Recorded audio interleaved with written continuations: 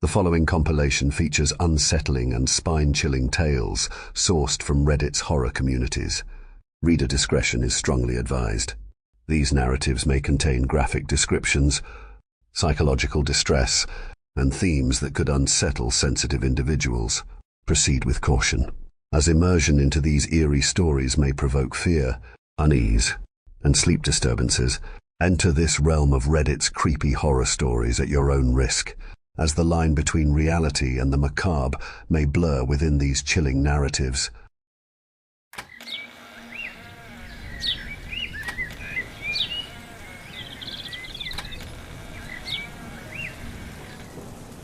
The salt-laden wind whipped through the narrow streets of Blackwater Cove, carrying with it the ever-present stench of rotting fish and something far more insidious. I pulled my worn jacket tighter around my shoulders, quickening my pace as I made my way down to the docks.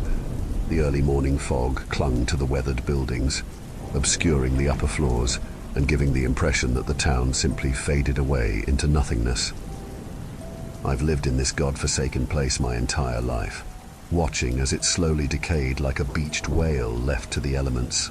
Blackwater Cove was once a thriving fishing village, but now it's little more than a collection of dilapidated houses and empty storefronts.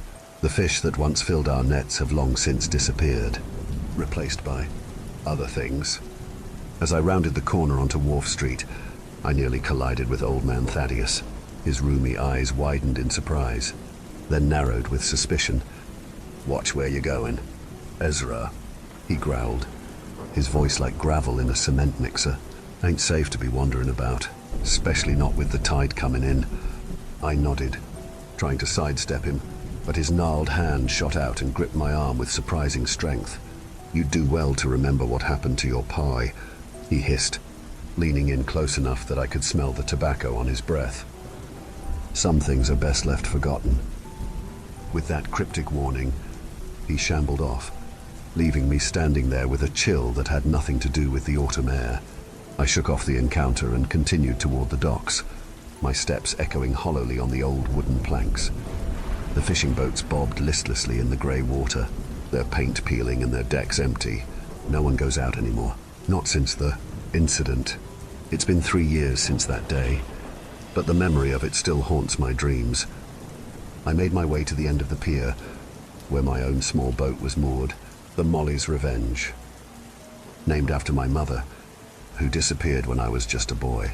As I untied the ropes and prepared to cast off, I felt the familiar weight of eyes upon me. Glancing back toward the shore, I saw a group of townspeople gathered at the edge of the dock. Their faces were a mixture of concern, fear, and something else. Hunger, perhaps, or was it envy? "Ezra," a voice called out. It was Octavia, the librarian's daughter, her red hair a stark contrast to the drab surroundings. "Please, don't go out there. You know what happens when the fog rolls in." I waved her off, trying to ignore the plea in her voice. "I'll be fine. Octavia, someone has to bring in food, or we'll all starve." As I pushed off from the dock, I heard muttering from the assembled crowd. Words like fool and cursed drifted across the water, but I paid them no mind. They didn't understand. They couldn't understand. The fog thickened as I navigated through the channel, the familiar landmarks of the coast disappearing one by one until I was surrounded by a blank, grey void. The only sound was the gentle lapping of waves against the hull and the distant, mournful cry of a foghorn. I checked my watch, 8:17 a.m. The tide would be turning soon, and with it would come the changes. I had to work quickly. Cutting the engine, I let the boat drift as I prepared my nets. The old techniques didn't work anymore, not since the waters had become tainted. Now, we had to use different bait, different methods that would have horrified our ancestors. From a locked cooler beneath the deck, I retrieved a small, cloth-wrapped bundle. My hands trembled slightly as I unwrapped it, revealing a chunk of meat, dark and glistening. I tried not to think about where it came from, or the muffled screams I'd heard coming from the old cannery last night. With practiced movements, I attached the bait to a specially designed hook and lowered it into the water. Then, I waited. Minutes ticked by, each one feeling like an eternity. The fog pressed in around me, so thick now that I could barely see the bow of my own boat. And then I felt it, a subtle change in the air, a shift in the very fabric of reality. The water began to roil and bubble, as if boiling from beneath. A foul stench rose up, making my eyes water and my stomach churn, and then breaking the surface with a sound like tearing flesh. It appeared. I'd seen it before. Of course, we all had. But no matter how many times I witnessed it, the sight never failed to fill me with a primal, existential dread. It was massive, easily dwarfing my boat. Its skin, if you could call it that, was a sickly, bioluminescent green that pulsed with an inner light.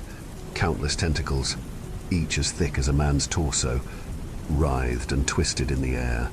But it was the eyes, oh God, the eyes that truly captured the horror of the thing. Hundreds of them, ranging in size from a pinhead to a dinner plate, covered its amorphous body, and every single one was fixed on me. I forced myself to breathe, to focus on the task at hand. This was why I came out here. After all, this was the price we paid for our continued existence. With shaking hands, I reached for the harpoon gun mounted on the side of the boat. The harpoon itself was no ordinary weapon. Its tip was fashioned from a strange, iridescent metal that had washed up on our shores in the wake of the first appearance. It was the only thing we'd found that could pierce the creature's hide. As I took aim, a tendril shot out of the water, wrapping around the boat's railing. Another followed, and another. The creature was pulling itself closer, its massive bulk displacing so much water that waves threatened to capsize my small vessel. I fired the harpoon, the recoil nearly knocking me off my feet. There was a sound like shattering glass, and then a shriek that seemed to come from everywhere at once. It was a sound of pain, yes, but also of rage and hunger.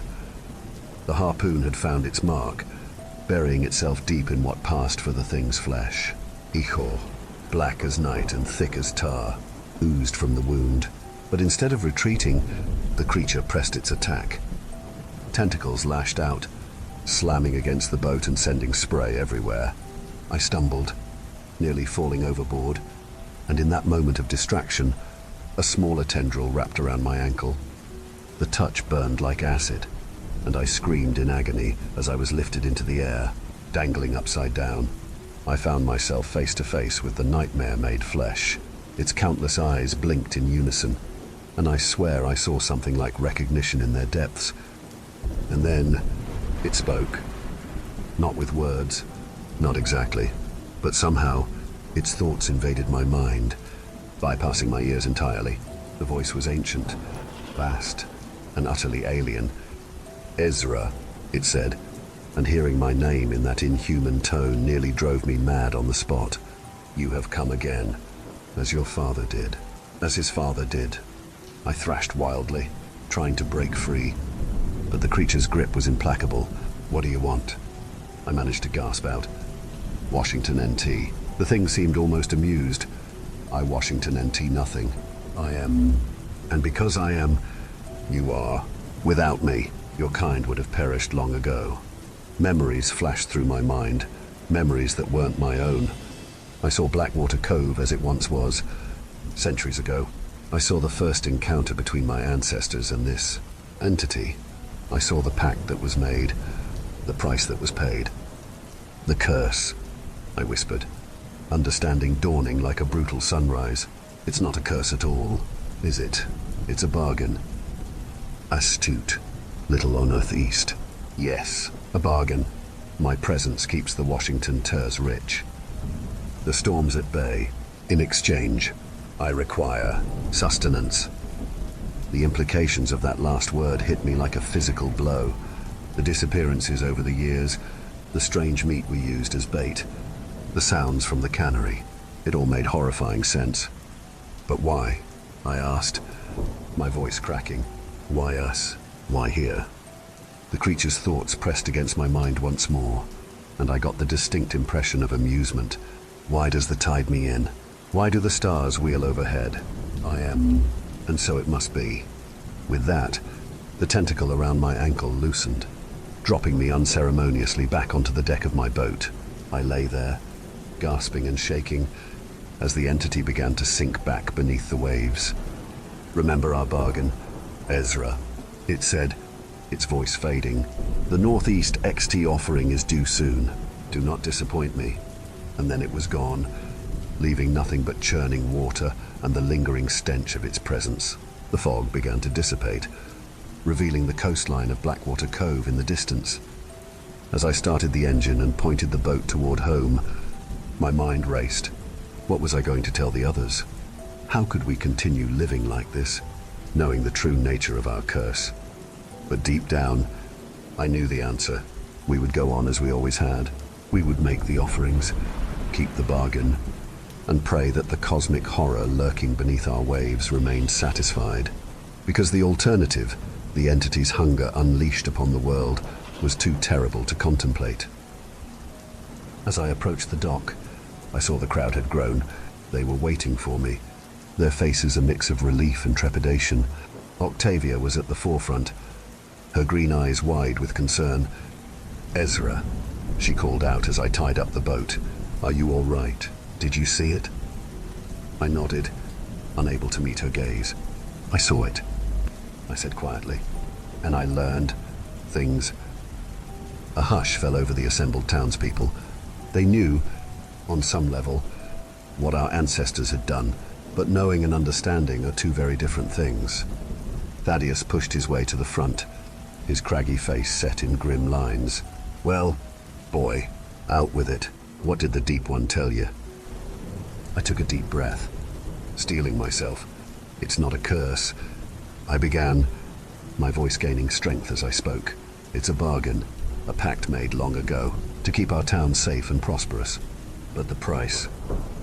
I trailed off, unable to voice the horrible truth. But I didn't need to. Understanding dawned on their faces, followed quickly by horror, denial, and finally, resignation. Octavia reached out, taking my hand in hers. "What do we do now?" she asked, her voice barely above a whisper. I looked out over the crowd, seeing the fear in their eyes, the weight of generations of secrecy and sacrifice, and I made a decision. "We do what we've always done," I said, my voice carrying across the suddenly silent docks. "We survive, we endure, and we pray that our bargain holds." As the crowd began to disperse, murmuring amongst themselves, I couldn't shake the feeling that this was only the beginning. The entity beneath the waves had revealed itself to me in a way it never had before. Why now? What had changed? And more importantly, what would it ask of us next? As I walked back into town, the weight of knowledge heavy on my shoulders, I couldn't help but feel that Blackwater Cove was standing on the precipice of something vast and terrible. The old bargain was shifting, evolving, and I feared that we might not be prepared for what was to come. But for now, life would go on. The fog would roll in, the tide would turn, and the Deep One would hunger. And we, the people of Blackwater Cove, would continue our ancient dance with forces beyond our comprehension, praying that our steps never falter. For in this cosmic ballet, a single misstep could mean the end of everything we know. As night fell over Blackwater Cove, an uneasy silence settled upon the town. The revelations of the day had shaken everyone to their core, and I could feel the weight of unasked questions hanging in the air like the ever-present fog. I found myself wandering the empty streets, unable to face the confines of my small apartment. The rhythmic crash of waves against the shore provided a constant backdrop to my tumultuous thoughts. As I passed by the old town hall, a flicker of light from within caught my eye. Approaching cautiously, I peered through one of the grimy windows. Inside, I could make out a gathering of the town's elders: Thaddeus, Mayor Cordelia Blackwood, Dr. Elias Marsh, and a few others I recognized but couldn't name. Their faces were grave as they huddled around a table strewn with ancient-looking documents. A hand on my shoulder nearly made me jump out of my skin. I whirled around to find Octavia standing there, her eyes wide with concern. "Ezra," she whispered, "what are you doing out here?" I gestured toward the window. Something's going on. The elders are meeting. Octavia's brow furrowed. After what you told us today, I'm not surprised, but why all the secrecy? Before I could respond, the town hall door creaked open. Mayor Blackwood's weathered face appeared in the gap, her steel-grey hair gleaming in the lamplight. "Ezra, Octavia," she said, her voice carrying a hint of resignation. "I suppose you'd better come in. There are things you need to know." Exchanging a nervous glance, Octavia and I followed the mayor into the musty interior of the town hall. The other elders looked up as we entered, their expressions a mix of wariness and something that looked unsettlingly like pity. "Sit down, both of you," Thaddeus growled, gesturing to a pair of empty chairs. As we took our seats, "Doctor," Marsh cleared his throat. "Ezra, what you experienced today, it's not unprecedented. Every few generations, the entity reveals more of itself to one of us, usually to a member of your family line." I felt a chill run down my spine. "My father." Mayor Blackwood nodded solemnly. "And your grandfather before him. The Winthrop family has long been favored, if that's the right word, by the creature beneath the waves." "But why?" I asked, my voice barely above a whisper. "What makes us special?" The elders exchanged uneasy glances before Thaddeus spoke up. "It goes back to the founding of Blackwater Cove. Your ancestor, Jeremiah Winthrop, was the one who first made contact with the entity. He struck the original bargain." Octavia leaned forward, her face pale in the flickering lamplight. What exactly was this bargain? What did Jeremiah promise? "Doctor," Marsh sighed heavily, "protection for the town, bountiful fish in our waters, and safety from the storms that plague this coast. In exchange," he trailed off, unable to continue. "In exchange for sacrifices," I finished, the words tasting like ash in my mouth. Mayor Blackwood nodded grimly. "At first, it was fish and livestock, but as the years passed, the entity's appetite changed, grew. The implications hung in the air, unspoken but understood by all. I thought of the disappearances over the years, the strange meat we used as bait, the sounds from the old cannery. My stomach churned.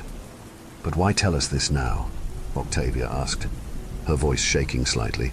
"Why break generations of secrecy?" Thaddeus leaned forward, his rheumy eyes fixed on me. "Because the bargain is changing. Boy, you felt it today, didn't you? The entity is evolving. Its hunger is growing." I nodded slowly, remembering the alien presence that had invaded my mind. It said the next offering is due soon, but it felt different this time, more urgent. Mayor Blackwood stood, pacing the length of the room. "We've managed to keep the worst of it contained for generations, limiting the sacrifices to those who wouldn't be missed. Drifters, the occasional tourist, but I fear that soon, that won't be enough." A heavy silence fell over the room as the implications of her words sank in. Finally, Octavia spoke up, her voice barely above a whisper. "So what do we do?" "Doctor," Marsh spread his hands in a gesture of helplessness. "We don't know. The old methods, the rituals passed down through the generations, they may not be enough anymore. We need to find a new way to appease the entity. Or what?" I demanded, a spark of anger cutting through my fear. "We let it destroy the town, unleash it on the world." Thaddeus slammed his gnarled fist on the table. "Of course not, boy, but we're running out of options, and time." Mayor Blackwood turned to face us, her expression grave. "That's why we've decided to bring you two into our confidence. Ezra, as a Winthrop, you have a connection to the entity that none of us can fully understand. And Octavia, your family's knowledge of the old ways, the forgotten lore. It may be our only hope of finding a solution." I felt the weight of responsibility settle on my shoulders like a physical burden. Beside me, Octavia sat a day up straighter, a determined glint in her eye. "Where do we start?" she asked. "Doctor," Marsh gestured to the pile of documents on the table. "These are all the records we have of past encounters, rituals, and offerings. Some date back to the town's founding. We need to go through them. Look for any clues or patterns that might help us understand what's changing and how to adapt. As we began to sift through the yellowed papers and crumbling ledgers, a sense of urgency filled the room. Outside, the fog thickened, and the distant cry of the foghorn seemed to take on a mournful, almost plaintive tone. We worked through the night, poring over accounts of past sacrifices, deciphering cryptic notes left by long-dead town elders, and trying to piece together a coherent picture of the entity's nature and desires. As the first light of dawn began to filter through the grimy windows, I sat back, rubbing my tired eyes. "There's something here," I muttered, more to myself than the others. "Some pattern we're not seeing." Octavia looked up from the tome she was studying, her red hair disheveled from hours of work. "What do you mean?" I shook my head, frustrated. "I don't know. It's just a feeling, like we're missing some crucial piece of information." Mayor Blackwood, who had been dancing in a corner, stirred at my words. "Perhaps," she said slowly, "it's time we visited the old lighthouse." The others in the room stiffened at her words. Thaddeus opened his mouth as if to protest, but a sharp look from the mayor silenced him.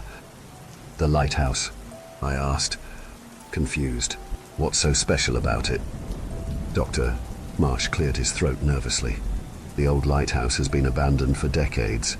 It's said to be, well, cursed, even more so than the rest of the town." Octavia's eyes widened in realization. "The keeper's logs. Of course, the lighthouse keeper would have had a unique vantage point, both literally and figuratively." Mayor Blackwood nodded grimly. "Exactly. If there are answers to be found, they may well be hidden in those logs. But I warn you, the lighthouse is not a place to be taken lightly. There's a reason we've kept it off limits all these years." As I looked around the room at the faces of the town elders, I could see a mixture of fear and resignation in their eyes. Whatever secrets the lighthouse held, they were clearly terrified of what we might uncover. But we were out of options. With the entity's hunger growing and the old bargain failing, we needed answers. And if those answers lay within the crumbling walls of the abandoned lighthouse, then that's where we had to go. "When do we leave?" I asked, already knowing the answer. "As soon as the tide turns," Mayor Blackwood replied, her voice heavy with the weight of unspoken fears. "May God have mercy on your souls." As we began to gather supplies for our journey to the lighthouse, I couldn't shake the feeling that we were about to uncover something that would change Blackwater Cove forever. Whether for better or worse remained to be seen. The fog outside seemed to thicken, as if in response to our plans, and in the distance, I swore I could hear something massive stirring beneath the waves. Our time was running out, and the secrets of the lighthouse beckoned. Little did we know that the horrors we had faced so far were merely a prelude to the cosmic terrors that awaited us in the abandoned tower by the sea.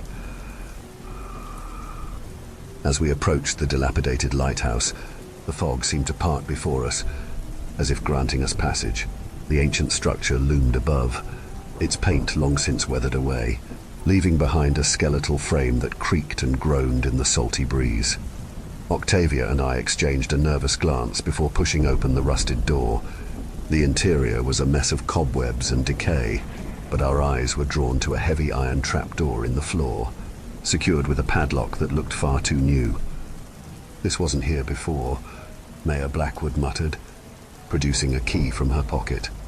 "We had it installed years ago, to keep people out, and perhaps to keep something in." The lock clicked open, and we descended into the darkness below. The beam of our flashlights revealed a circular room, its walls covered in strange, undulating symbols that seemed to shift and writhe in the flickering light. In the center stood a pedestal, upon which rested a leather-bound book, the keeper's log. As I reached for it, a chill ran down my spine, and I heard a faint whisper, as if the very air around us was alive with secrets. We spent hours poring over the log, deciphering the increasingly manic scribblings of generations of lighthouse keepers. As we read, a terrifying picture began to emerge. The entity beneath the waves was no mere creature. but a fragment of something far vaster and more incomprehensible. It had been drawn to our reality by the cosmic alignments that occurred at the founding of Blackwater Cove, and the original bargain had bound it to this place. But that binding was weakening. With each passing year, each sacrifice, the entity grew stronger, more aware. It was not content to merely exist in our world. It wanted to fully manifest, to draw more of its unfathomable bulk into our reality. "This is why the bargain is changing," Octavia whispered, her face pale in the dim light. "It's preparing for something bigger." As if in response to her words, the ground beneath us began to tremble. From somewhere far below, we heard a sound that was part roar, part scream, and wholly alien. "It knows we're here," I said, my heart pounding. "It knows we've discovered the truth." Mayor Blackwood's face was grim as she turned to us. "Then we have no choice. We must complete the ritual described in these pages. It's the only way to reinforce the binding and push the entity back." The ritual was complex and horrifying, requiring blood from a Winthrop and words in a language that hurt to pronounce. As we prepared, I could feel the entity's rage building, the very air around us growing thick and oppressive. With trembling hands, I cut my palm, letting the blood drip onto the symbols etched into the floor. Octavia began to chant, her voice growing in strength as the words took on a life of their own. The room began to spin, reality itself seeming to warp and bend around us. I caught glimpses of impossible geometries, of vast, dark spaces between the stars. And through it all, I felt the entity's presence, ancient, vast, and utterly alien. For a moment that stretched into eternity, we teetered on the brink of oblivion. The entity raged against the bindings, its fury threatening to tear apart the very fabric of our world. But then, slowly, inexorably, I felt it begin to recede. The symbols on the walls flared with eldritch light, and I heard a sound like the universe itself groaning in protest. And then, suddenly, it was over. We collapsed to the floor, gasping for breath. The oppressive presence was gone, replaced by a stillness that felt almost holy in its intensity. Is it done?" Octavia asked, her voice hoarse. Mayor Blackwood nodded slowly, her eyes wide with a mixture of relief and residual terror. "For now, we've bought ourselves some time, reinforced the old bindings, but it's not over. I finished for her. It'll never truly be over, will it?" She shook her head sadly. "No, Ezra, this is the burden we bear. The price we pay for our town's existence. We've pushed back the darkness for now, but it will always be there, waiting." As we emerged from the lighthouse, I was struck by how normal everything looked. The fog had lifted, and I could see fishing boats heading out to sea, their crews unaware of the cosmic horror we had just faced. In the days that followed, life in Blackwater Cove slowly returned to what passed for normal. The fish returned to our waters, and the oppressive atmosphere that had hung over the town began to lift. But for those of us who knew the truth, things would never be the same. We had glimpsed something beyond human comprehension, and that knowledge weighed heavily upon us.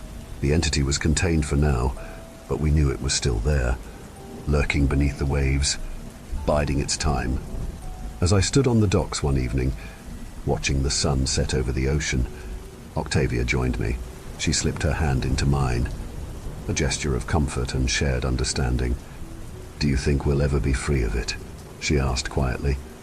I sighed, looking out at the seemingly peaceful waters. "I don't know. Maybe someday we'll find a way to break the bargain for good. Or maybe this is just our lot in life, to stand guard against the darkness, to keep the rest of the world safe from what lies beneath." She nodded, leaning her head on my shoulder. "At least we're not alone in this anymore." As we stood there, I felt a complex mix of emotions wash over me. Relief at having averted disaster, pride in our small town's resilience, and a deep, abiding sense of responsibility. But underneath it all was a current of dread, a knowledge that our victory was temporary at best. The entity would return, its hunger renewed, and when it did, we would be here, ready to face it again. For that was the true curse of Blackwater Cove, not the bargain itself, but the burden of knowing what lurked just beyond the veil of our reality. As the last light faded from the sky, I squeezed Octavia's hand, drawing strength from her presence. Whatever came next, we would face it together. And for now, that was enough. The sea stretched out before us, calm and inscrutable, keeping its secrets hidden beneath the waves. And somewhere in its depths, something ancient and vast waited, dreaming of the day it would rise again.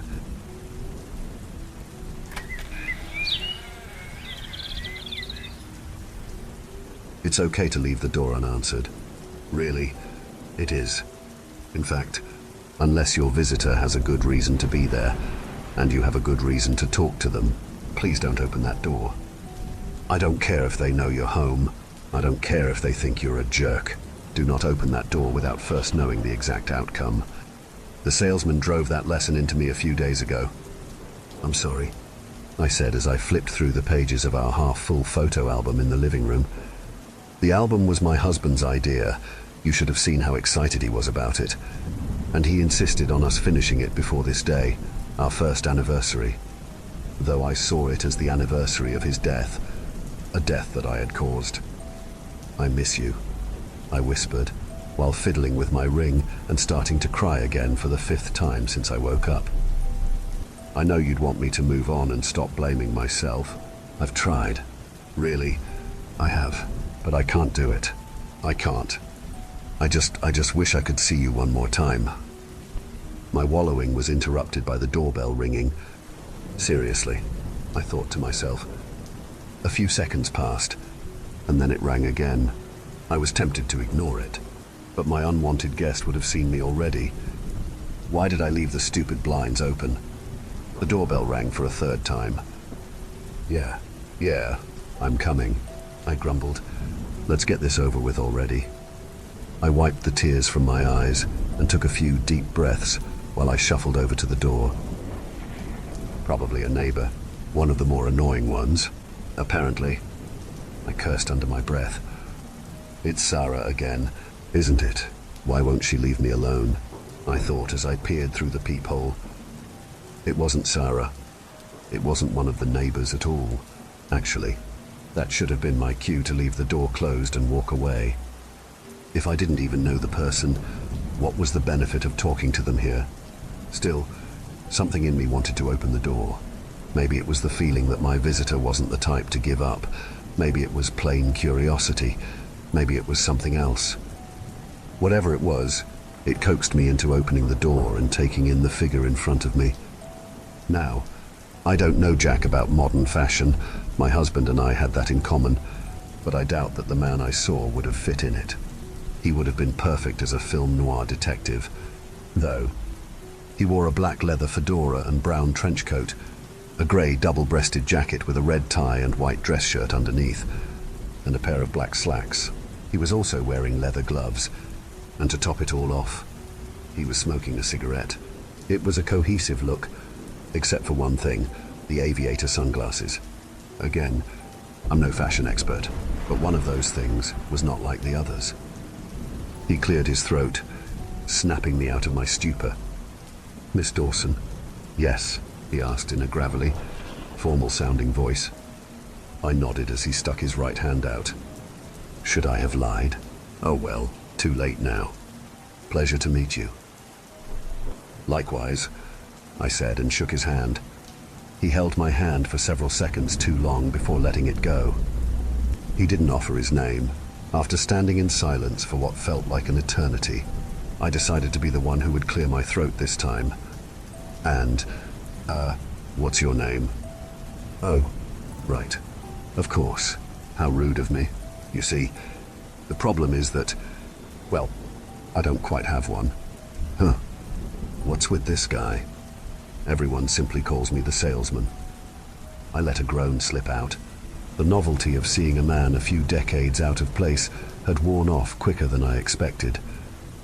Of course, today of all days, I get stuck with a solicitor, and an extra quirky one at that. Hooray for me! How fun.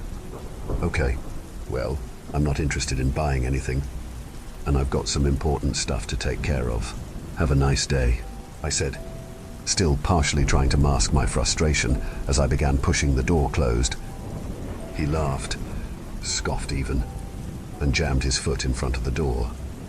You're really pushing it, buddy. Please don't lie to me.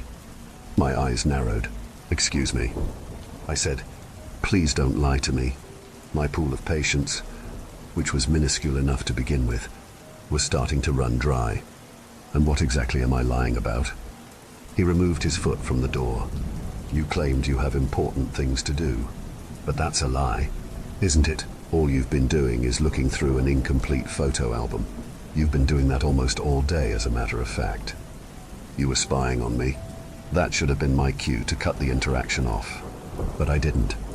Something that I can't explain compelled me to keep talking to him. In a way, yes. However, I prefer to think of it as waiting for the right moment. Oh, this'll be good. I should have just closed the door, but being pissed off felt more comfortable than being sad. All right, fine. The right moment for what? The salesman appeared, taken aback. To make you an offer, of course. I'd like to make your wish come true.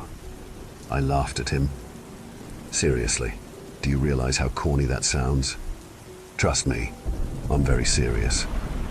All right, whatever, I'll take the bait. And what wish is that? A smile that was both malevolent and caring crossed his face. I just wish I could see you one more time. The casual yet mildly perturbed demeanor I had been trying to uphold slipped. What did you say? I asked in a more desperate tone than I would have liked. I just wish I could see you one more time. That's it, isn't it? Your wish. How did he hear me? Did he read my lips from outside? Was it just a lucky guess? Anyone who knows me could guess my wish. But he repeated my exact wording, didn't he? All right. Forget appearances. What's your problem? Huh? Why are you screwing with me? I can assure you I'm not, as you say, screwing with you. I'm here because I have a specific solution to your specific problem. This guy's off his meds. And what problem is that exactly? I yelled. His gaze fixated on my ring. Well, the problem of your late husband. I believe we're both aware that you won't be moving on from that hit and run for quite some time. Well, the problem of your late husband. I believe we're both aware that you won't be moving on from that hit and run for quite some time. My blood went from hot to boiling. He nodded towards my left hand. When's the last time you took that band off? Still beating yourself up over him having to push you out of the way? Now, if you'd just be willing to... I slammed the door in his face. I slammed it so hard I thought I might launch it through the frame. I muttered something about the man that would horrify my parents. There was something wrong with the salesman. Really wrong. Even ignoring the fact that he knew my wish, plus the exact wording I used. It felt like he truly knew me. I locked the door and looked out the window, praying he'd be gone. He was. That's the last of that. Then, I knew it wouldn't be dark for another 2 or 3 hours. But thanks to the combination of my earlier tear-driven bout, plus the whole salesman interaction, I decided to call it a night. After brushing my teeth, I headed to my room and closed the door. Geez, what a day, I said, heading over to my dresser to set out my clothes for tomorrow. What a day indeed, a familiar voice echoed. I spun around to face the intruder, the salesman. How did he get in here, and why didn't I hear anything? Sorry, miss. I took the liberty of letting myself in. I glanced towards the bedroom door. Still closed. You could hear that creaky thing if it opened so much as an inch. So how? It was like he spawned directly into my room. Following my gaze, he said, "Please don't waste your time trying to figure it out. It's not worth explaining." He was right. This wasn't the time to worry about it. Besides, I could give it some more thought after chasing him out of the house with a few broken ribs and a cracked skull. He appeared unarmed, but I wouldn't let that hold me back from taking a good swing or two with the bat waiting at the foot of my bed. It was standing against the leg on my side, so he couldn't see it from his position. I had another one beside the front door. Not that it would do me much good here. Plus, Dual-wielding bats seemed scarily inefficient. I would have preferred to call the police, but I didn't know if he had a gun or knife on him. Charging him and landing a swing or two seemed like a safer option than reaching for my cell phone. Plus, he was blocking the only exit, so there wasn't anywhere to run while I waited for the cops to show up. Okay, keep him talking an inch towards the bed. Act like I'm just sitting down, then rush him. Again, apologies for the intrusion. I couldn't help but feel like our earlier conversation was cut short. You never did give me an answer on my offer. Okay, I'll humor him. Anything to keep him distracted. Yeah, sorry about that. You kind of pissed me off is all. He shrugged. Okay, I know your offer. So what do you want in return? My soul or something? I said as I rolled my eyes and added a chuckle for effect. He laughed. Of course not. Don't be ridiculous. All I want is a keepsake. Fair enough, I guess. What kind of keepsake? I asked while I meandered toward my bed. It's nothing to worry about. I'm sure you won't protest. That depends on the item, doesn't it? I might have a bit of a problem with your choice. He nodded in agreement. I suppose so, though that's not what I meant. What did you mean? Then, I closed my hand around the bat. I was sure the metal would feel great against his skull. He sighed. He sounded disappointed, like a teacher finding out her favorite student plagiarized the final essay of the class. Please don't. Don't what? I needed a moment or two of distraction. A weapon could still be lurking under his coat. Granted, he probably would have pulled it out by now. But you never know. The bat, the hand-me-down Eastern one you used in Little League, that is what you're holding, isn't it? My eyes widened. How'd you know? I could have feigned ignorance, but something told me it was more than a lucky guess. That's irrelevant. All you need to know is that it's a waste of time. You won't attack me. Yeah, sure thing, buddy. My grip tightened around the bat and I charged around the bedpost. I aimed a swing at his side with as much force as I could muster. There, a hit. The blow to his head came next. At least, it should have, but it didn't. I didn't take the first swing, and I didn't make it around the bedpost. I didn't make it a single step. He hadn't shot me. He hadn't done anything to me. I just couldn't bring myself to attack. I stared at my legs. What's happening? Move, I told. No, screamed. At myself. Nothing happened, not so much as a twitch in the right direction. Confused. I locked eyes with him again. His glasses were gone. His eyes, something was wrong with them. It took a bit to pinpoint, but I eventually realized they looked animalistic. Yeah, that was it. In the slots where his human eyes should be. I gazed into the flame-orange eyes of an animal. That was the best description I could come up with. Wondering what the deal is? I nodded. Here's the deal. Helen, what happened to that formality he seemed so intent on preserving? I won't waste your time explaining the mechanics of the whole being unable to move thing. Heck, I don't understand it myself yet. All I know is that you can't attack me. He was right. No matter how hard I tried, I physically could not make a move towards him. All right. Then, let's get on with it. He began removing his glove, the one on his left hand this time. There's someone else I'm hoping to meet tonight, so I need to get moving. I doubt he'll be interested in opening his door after dark. His glove was fully off now, so he reached his hand in my direction. There was something off about it, though it was much more egregious than the problem with the eyes. The hand looked like he had put it in a furnace, counted to 30, then put it back in and counted to 50. Patches of black hair were growing over it haphazardly, almost like he had started surgically attaching it only to stop halfway through the process. Despite the burns, the skin was not only present but thick and paw-like. So your wish. You wanted to see your husband again, didn't you? Have a chance to apologize. Make things right. Personally, I think it's a pretty laughable thing to blame yourself for, but whatever, let's get on with it. I shuffled towards him with a will that wasn't my own, leaving the bat behind. The hand was all my body seemed to care about. Shake his hand. That single command is what my body followed. My mind was free to run wild, though. What are you doing? Stop. Get a grip. Will you? It was pointless. No matter what I shouted, I could not prevent myself from advancing. After what felt like more than an eternity but less than a nanosecond, I reached handshaking distance. I looked, or rather, my body forced me to look up at him. That sinister smile from earlier is back, but there wasn't even a semblance of kindness in it this time. Your wish in exchange for a keepsake. Consider it a deal. He grabbed my hand and gave it a firm shake. I started to lose consciousness. The last thing I thought before I blacked out was that I never should have opened that door. My eyes shot open and my body rocketed into a sitting position, sweat pouring down my head and falling onto my bed. I thought of last night. I thought of the salesman. A dream. I considered it. No, there's no way. That was way too real. I've had chronic nightmares for years, and they are always wild and scary adventures with little to no basis in reality.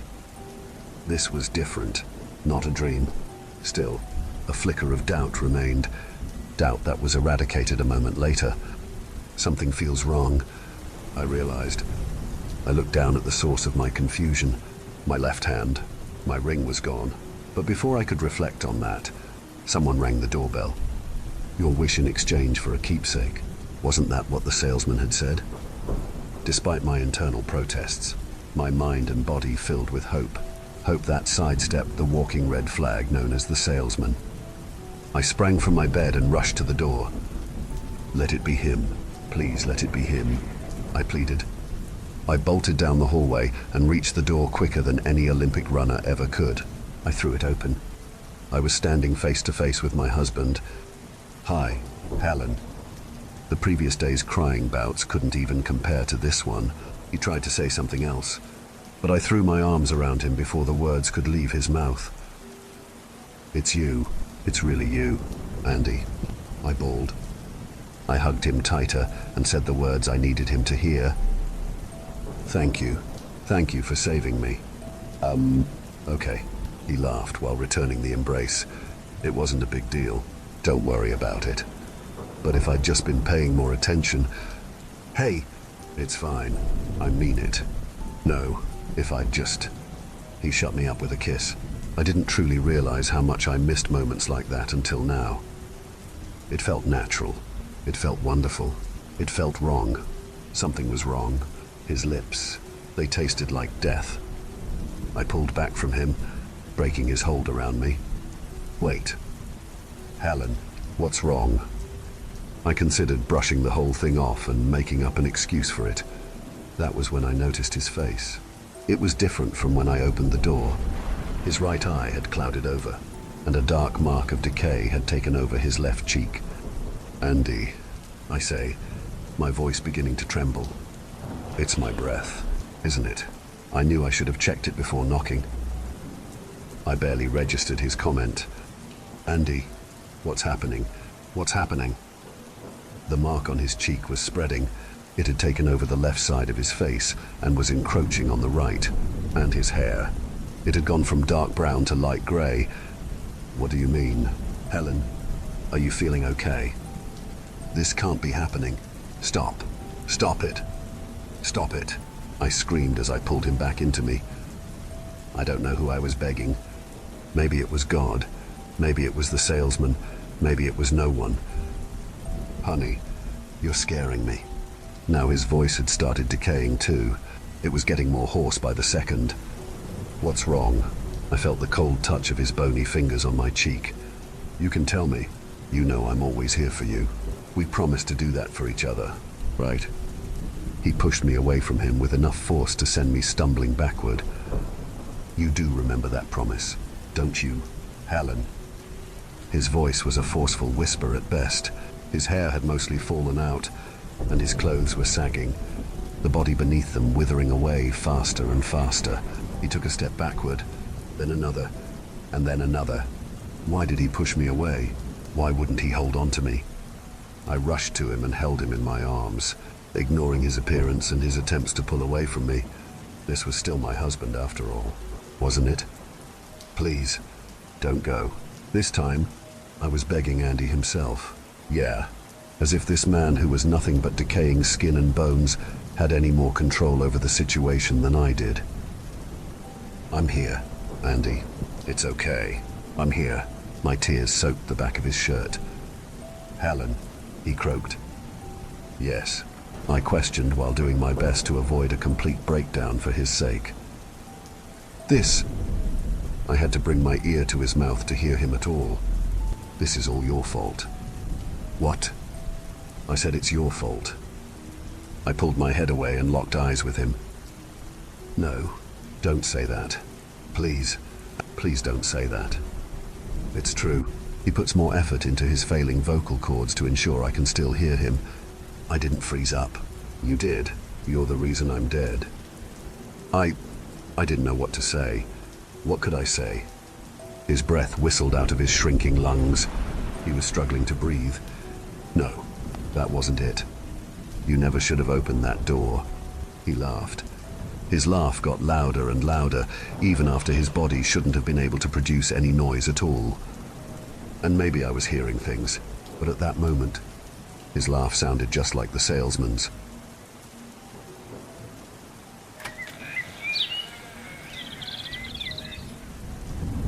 I live a pretty miserable life. No aspirations, no goals, no hobbies, no real connections with people. It sucks, but at least I have the insight to admit that it's all my fault. My passion died when I turned 14, and everything since then has been distractions to fuel my dopamine-addled brain until I die. Even writing this now is a struggle. I'm having to use literary muscles I thought had atrophied completely. I wouldn't be writing this at all if I didn't need help. Badly. I don't think anything else besides posting my story here would be able to help me. God knows doctors can't. It all started a few months back when I learned about the concept of lucid dreaming, controlling your dreams through realizing you're in a dream. It seemed like the perfect tool to make my miserable life a little better, provide some escapism through sleeping. So I started looking up how-tos to DIY my own nocturnal reality. One of the big methods other lucid dreamers encourage is reality checking, setting a timer so every few waking hours you check to make sure you aren't dreaming. These checks usually involve touching a mirror, pinching yourself, trying to remember how you got where you are, or checking if the people around you are behaving normally. The whole idea behind it is that if you start checking your reality while being awake, you'll start checking your reality while you're asleep. So I set a timer, and every 2 hours I did a reality check. I touched the walls, looked at my hands, or tried to hold my breath. I also started logging these in my phone. It felt silly having to denote every 2 hours, but it seemed a small price to pay for unlimited freedom for 8 hours each night. I was just beginning to doubt the value of my efforts when I had a lucid dream for the first time. It started within my old elementary school, stuck within the front desk in the class, alone except for my ex-girlfriend. It felt hazy, foggy, like the room was trapped in a cloud. Swaying back and forth as if sea-bound, my desk was covered in exam papers for an exam I hadn't studied for. "Michael, you haven't even started your exam and there's only 10 minutes left of class." I didn't know we were going to have an exam. "Angela," my voice wavered, swaying almost in time with the room. Angela shook her head, moving closer to me now, her skin porcelain, hair like straw that brushed against her shoulders, her eyes pearlescent, fingernails tipped in faded blue polish. She was stunning, just as I remembered her last. Her hand came up and ruffled my hair. "You never really try, do you, Michelle?" She made her way out of the classroom, smiling, swaying through the rows of desks, almost waltzing with the sway of the room. I wanted to call her back. I wanted to draw her close, but I found my mouth glued shut, and my body now glued to its seat. I despaired. I was losing her again. And then my phone's alarm went off. I checked my surroundings. Classrooms are real. I might not usually be in one, but it could happen. I couldn't pinch myself. My arms and legs were thoroughly stuck. Then I tried reading the writing on the whiteboard. In cursive scrawlings was written, "Good morning." But when I tried to read the word letter by letter, I couldn't. The meaning of the writing was there, but the actual writing was nonsense. Gibberish. My brain trying to fill in the gaps while the language center of my brain was sleeping. I was dreaming, In hindsight, that made a lot more sense considering I hadn't taken an exam in 10 years, and my ex would certainly not be around to administer it to me. I stood, willing the facade of the classroom to fade, leaving me on the shore of a beach, waves lapping at my feet. I called to Angela, summoning her back. She turned to me, the light of the sun cocooning her, her skin a prism reflecting the harsh rays, taming them like the soft glimmer of the moon. She smiled, something I had not seen for a long time. I ran my hands against her. I knew it was a dream.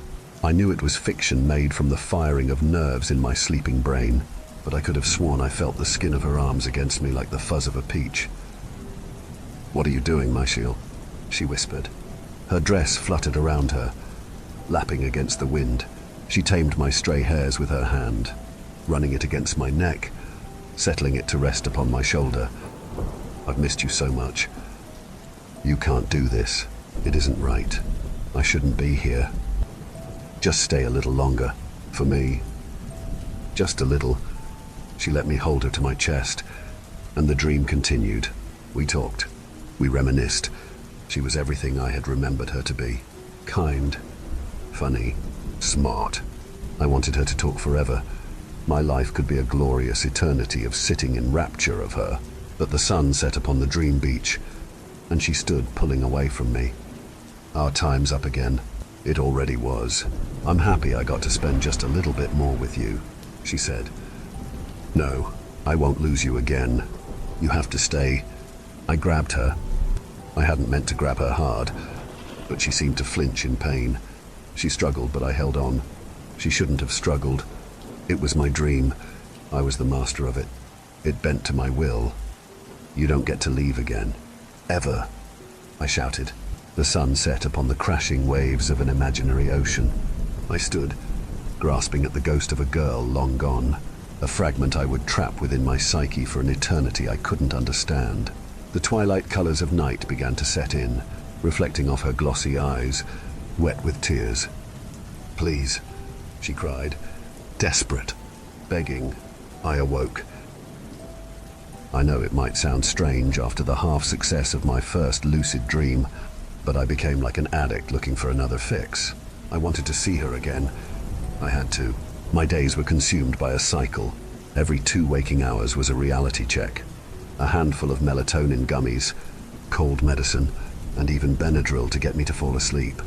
I began sleeping more and more, and the less I remained awake, the more drowsy my waking hours became.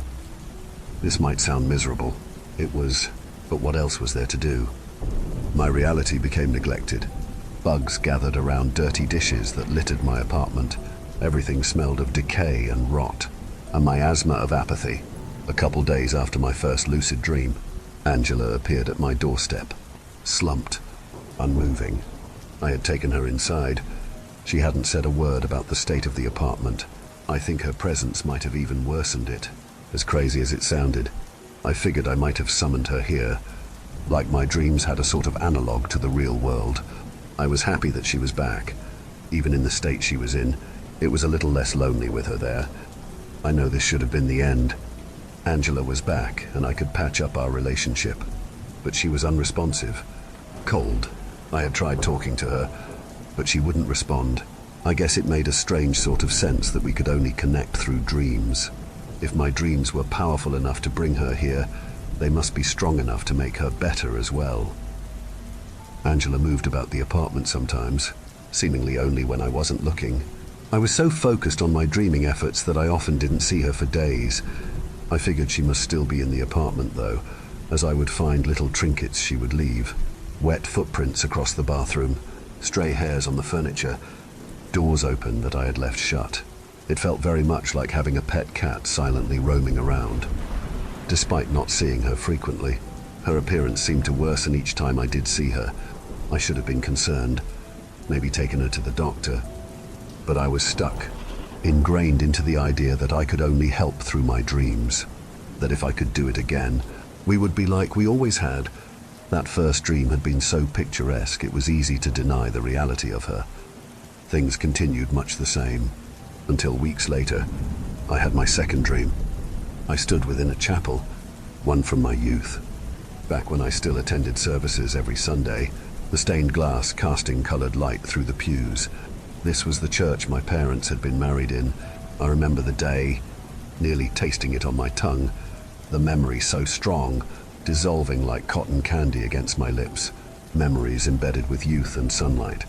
I was sitting next to my family, their bodies stiff, an empty facsimile of the people I loved. They stared straight ahead at the pulpit, where she kneeled praying. My reality check was much quicker this time, with no need for a phone reminder. She was here, so I must be dreaming. I walked to her, her hands trapping a rosary, thumbing beads, eyes closed, lips moving in silently uttered prayers. I reached out to touch her. "You need to let me go." Her voice rang out through the church, echoing against its high ceilings. Her eyes still shut. "You know I can't do that," I muttered quietly into her hair. "You're going to make yourself sick. It isn't healthy. It hurts." Her body racked with quiet sobs. I stood back and took the sight of her in. Shrouded in a black robe, she looked at me with tear-laden eyes.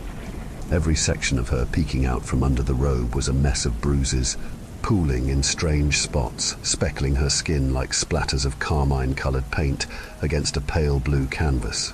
From her mouth trailed a line of fluid, also rust-colored, that spewed from her mouth incessantly, flying from it when she spoke. Her lungs rattled. Her eyes, the color of cataracts, seemed pushed back into her swollen skull. Delicately, she reached out a bloated arm, tears staining her cheeks crimson. "I'm sorry." "Oh God, Angela, I can fix it." I couldn't imagine the reason why my subconscious would depict her in such a way, in such torment, but I could fix it. I was the master of this realm, and I could just will her to be better, to be healthy, to be back to how she was the first time I dreamed her.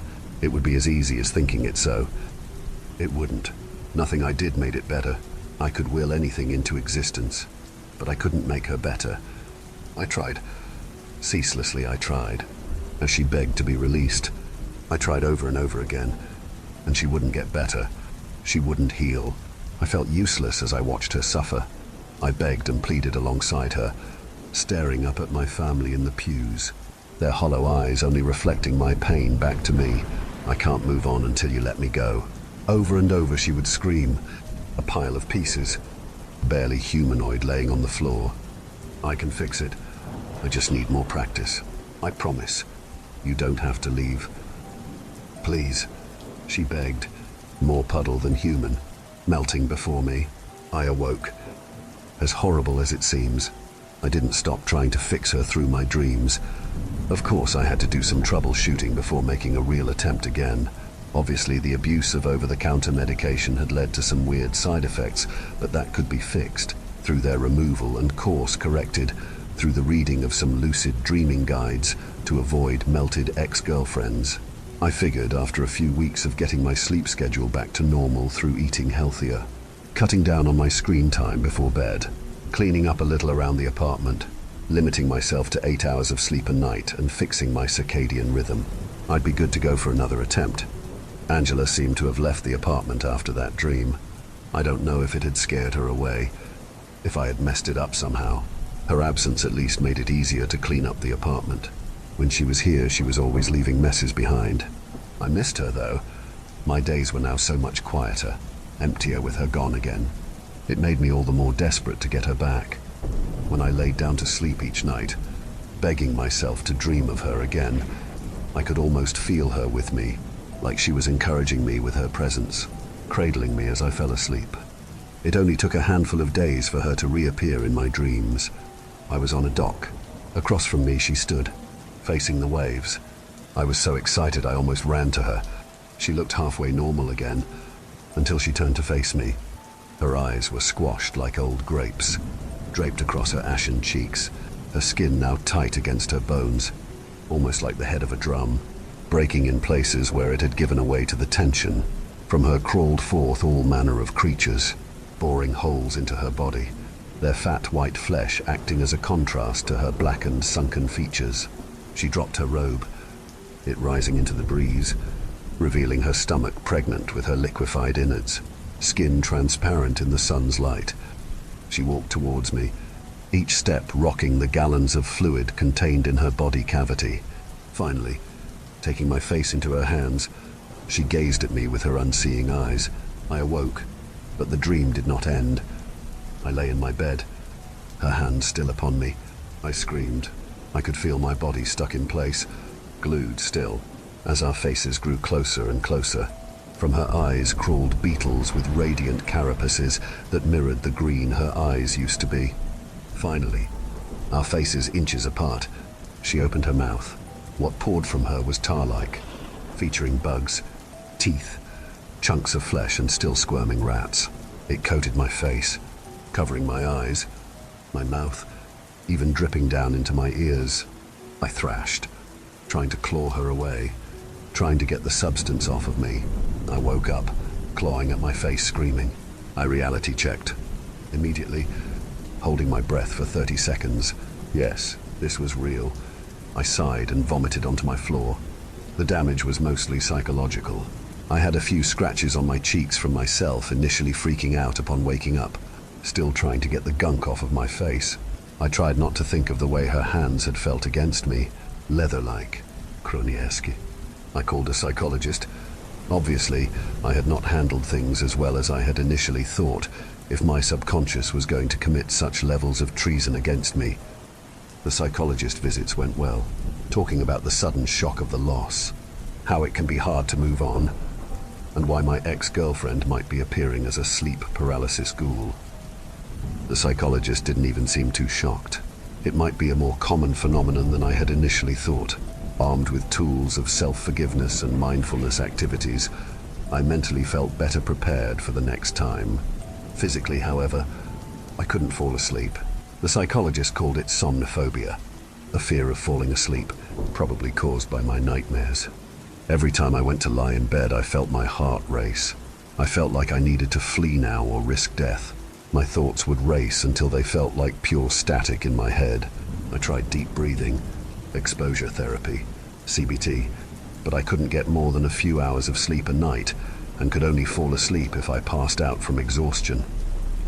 I started moving through the world like a zombie, days blurring, everything feeling wrapped in cotton, dull, muted. At least I couldn't dream while sleeping for such short periods. At least I didn't have to see her again. Not until the sleep paralysis started. Lack of sleep and my now developing panic disorder both contributed to an increased risk of sleep paralysis. But even the doctors don't know why it happens every night. Every time I wake, I am glued still. Even my lungs aren't able to fully move, and I see her. Sometimes she is sitting at the foot of my bed, sometimes petting my hair. Sometimes she's hiding somewhere in my room watching me. Every time I see her, she looks worse. More pieces fall off of her. Sometimes she tries to talk. I think her vocal cords are long gone, but I still get the meaning even if I can't hear the words. She wants me to let her go, but I can't. I can still make things better.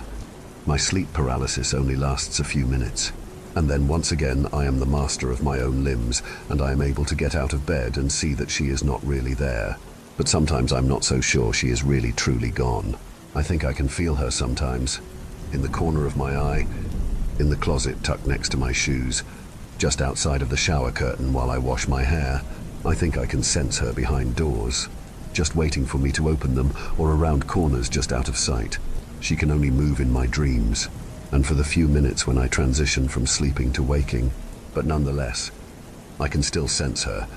Ever since my last dream, I've stopped reality checking. I've actively tried to prevent lucid dreaming, just to ensure I don't see her again in my dreams. But yesterday I was at the psychiatrist again discussing my progress since the last session, and I realized that I couldn't read the diploma on the wall. I could see it. I could make out the meaning, but the letters were just beyond my comprehension. I went to ask the doctor about this, ask if this was a symptom of the lack of sleep, and she was there instead. She just stared at me. She was so small, crumpled against herself. She reminded me of a mummy, hollowed out and dried, a husk. She sat there unmoving, as if she was unable to push herself to do so, even in my dream. "I'm tired of this game," I told her. She nodded, her neck crinkling like dried paper. "I don't think this is healthy for either of us," I said, and she nodded again. I'm sorry. I should have been there for you. I didn't try hard enough and now I'm just making it worse. She stood from the chair, slowly and with great effort, and hugged me. I awoke. I stood from my bed, taking in my apartment with fresh eyes. The bugs and rodents had worsened. Flies born from maggots born from flies. Generations created and died solely within the apartment. A large stain creeped out from under my bed. I had noticed it weeks ago, but I had been in denial of its source. The dark rust color of the stain could be from only one source, a source that was also perpetrating the bug problem. I kneeled beside the bed, leveling my head with the floor and gazed at Angela. She hadn't left. She had just been hiding.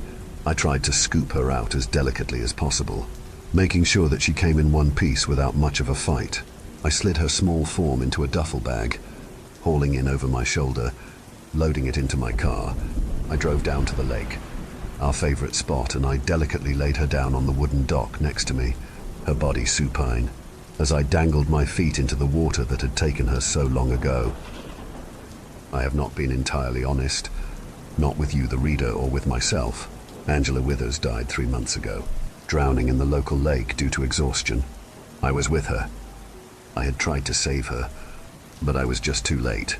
I was too scared to call the paramedics. What would be the point? So I left her, and I went home. No one knew I had been out there with her. I told her parents she had dumped me and left with another man to a different state.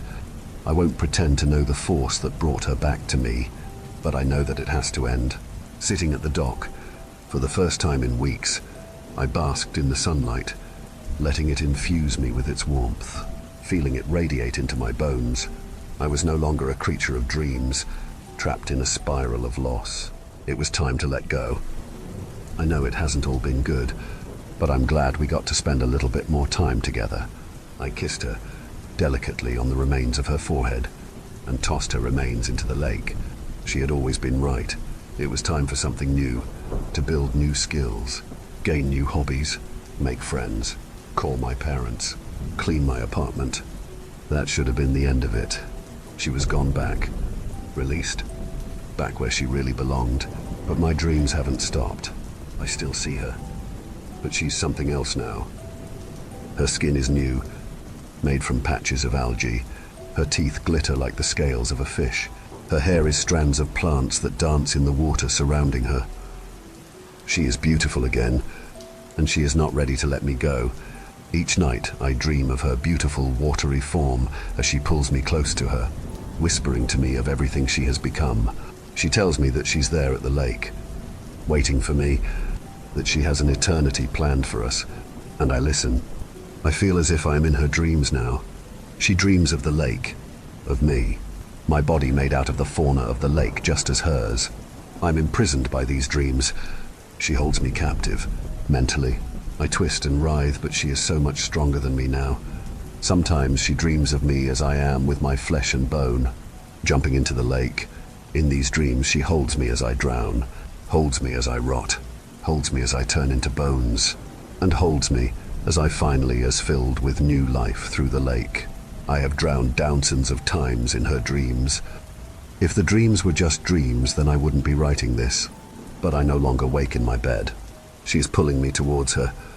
I started waking in my front lawn, then down the street. Now I awaken in the forest, every night having to walk further and further back home. It is exhausting. I don't think I have much time left until I find myself on that dock. Thank you for venturing into the darkness with us. If you dare to explore further, be sure to subscribe to our channel for more spine-tingling tales of horror and the supernatural. Remember, the shadows hold endless mysteries, waiting to be unveiled. Stay tuned for more bone-chilling stories as we continue to traverse the eerie depths of the unknown together. Until next time, may your dreams be free from the haunting echoes of our tales. Or perhaps not.